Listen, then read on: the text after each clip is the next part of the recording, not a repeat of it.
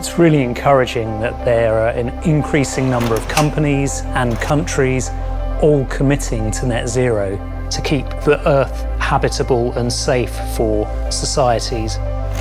However, the actions to implement that are insufficient, and that is what the credibility gap is all about. That gap between the promises and the actions that are taken. The climate change problem is not going to respond to words and statements.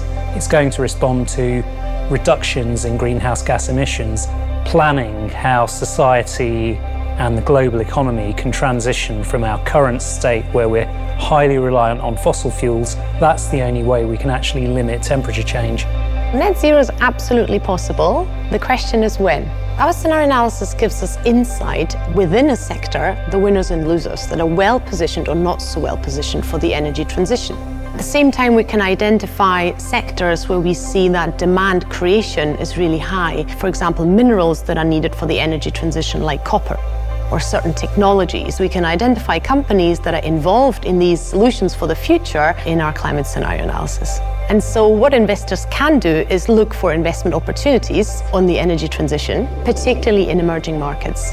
That's where 70% of the capital needs to go. The energy transition is clearly happening. It's just not happening at the pace and scale needed for net zero 2050.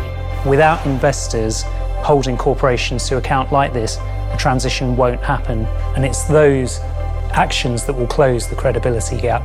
There isn't one agent, governments or finance or corporates that can do that in isolation on their own. They all need to work together. For us, seeing things differently means not just taking words at face value, but really looking a little bit deeper at their meaning and the credibility behind those words.